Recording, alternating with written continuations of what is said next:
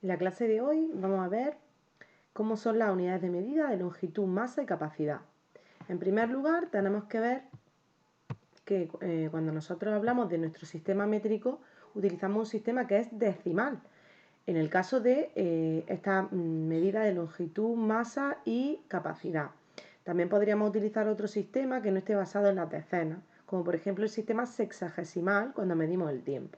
Pero en este caso vamos a utilizar el metro como medida para la longitud, el litro como medida de capacidad y el gramo como medida de masa. Además de estos, que son las unidades estándar, también vamos a utilizar otras medidas que son más pequeñas o más grandes. Por ejemplo, por debajo del litro tendríamos el decilitro, el centilitro y el mililitro. Por encima del litro, más grande que el litro, decalitro, hectolitro o kilolitro. Con el gramo pasa lo mismo. Por debajo del gramo tendríamos el decigramo, centigramo, miligramo y por encima decagramo, hectogramo o kilogramo. Y por último, con el metro tendríamos decímetro, centímetro o milímetro como unidades más pequeñas, decámetro, hectómetro y kilómetro como unidades más grandes.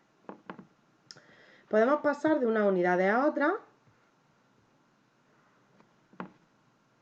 utilizando la multiplicación y división de la unidad seguida de cero. Es decir, cada vez que nosotros vayamos a una unidad más pequeña, multiplicaríamos por 10.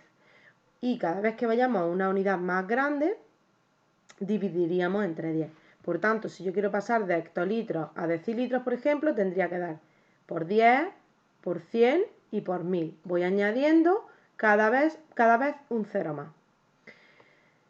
De todas maneras, si lo veis más cómodo, la forma más fácil de hacerlo no es esta, sino que sería utilizar la tabla. Este tema realmente ya lo hemos visto. Por ejemplo, si nosotros tenemos 2 gramos, 5 decigramos y 1 centigramo, simplemente tendríamos que en su tabla correspondiente escribirlo. 2 gramos, 5 decigramos y 1 centigramo. Y ahora podemos expresarlo en la medida que queramos. En este caso en centigramos serían 251. ¿Cómo podemos expresar esto en hectogramos? Pues en este caso aquí, como no tendríamos, pondríamos 0, y completaríamos el resto con 0. En el caso del siguiente ejemplo, 35 litros, 2 centilitros, 1 mililitro. El 5 iría aquí. 35 litros, la unidad 5 debería de ir debajo de los litros, 2 centilitros y 1 mililitro.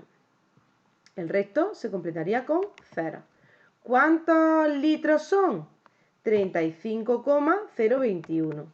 ¿Cuántos decilitros son? 350,21. ¿Cuántos decalitros son? 3,5021.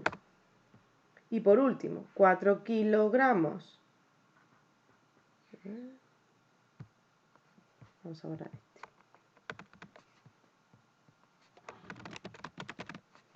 4 kilogramos, 2 hectogramos y 5 decagramos. Por ejemplo, para pasarlo a gramos tendríamos 4.250 gramos. ¿Cuánto sería en centigramos? Pues añadimos 0.